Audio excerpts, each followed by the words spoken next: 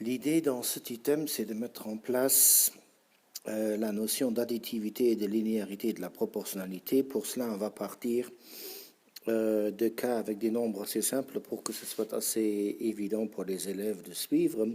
Alors, au premier exemple, on va prendre des cartons d'œufs. Alors, par exemple, on va dire que par carton, il y a 12 œufs, non, 6. Il y a 6 œufs, et alors on va construire à nouveau notre tableau, dans lequel ici on va mettre le nombre de cartons et le nombre d'œufs. Et donc on va mettre ici, par exemple, là il y a 4 cartons, donc il y a 24 œufs. Là il y a 6 cartons, donc il y en a 36 œufs, etc. Et on va dire que si j'ai 4 plus 6, donc si j'ai 10 cartons, forcément, le nombre d'œufs, il va s'obtenir en ajoutant le nombre d'œufs dans 4 cartons plus le nombre d'œufs, donc ce qui fait 60. Et ceci est dû au fait que dans chaque carton,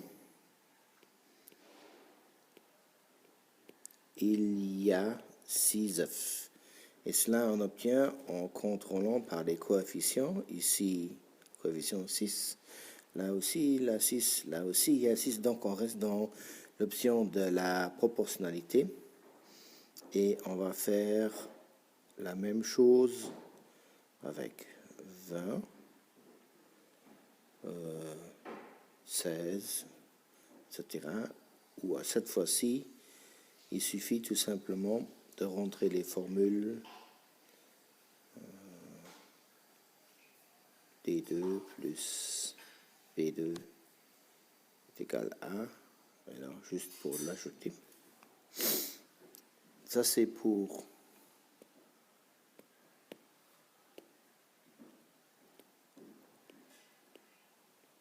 l'additivité.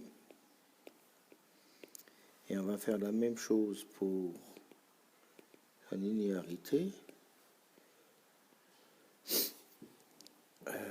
où on va peut-être prendre un exemple avec essence et prix à payer. On va mettre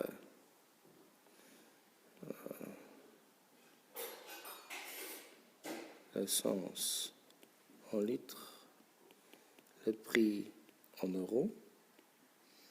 Et là, on va mettre par exemple 5 litres coûte 5,5 euros. Donc ici, on va mettre 25, 50, 100.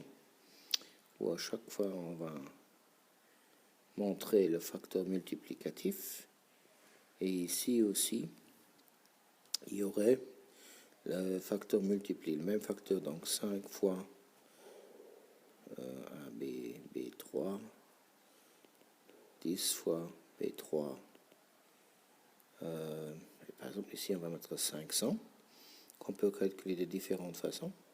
On peut calculer 10 fois celui-là, ou 100 fois 10 fois celui-là, ou 100 fois celui-là, pour obtenir le même résultat.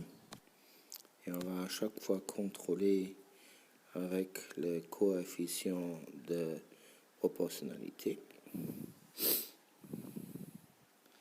Ensuite, il faudra bien le noter, bien le synthétiser. Et ensuite, on va introduire les variantes.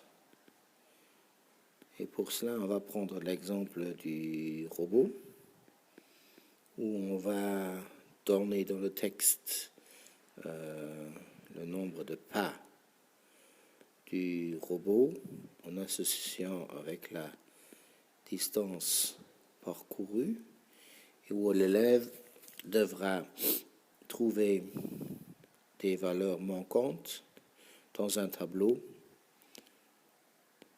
Alors il y a deux possibilités, soit il complète et le système ne contrôle que si le résultat est bon, soit on oblige l'élève à écrire une formule Excel pour vérifier s'il a bien compris aussi à la fois la manipulation dans le tableur, mais aussi la transposition de la règle à l'aide des cellules du tableur.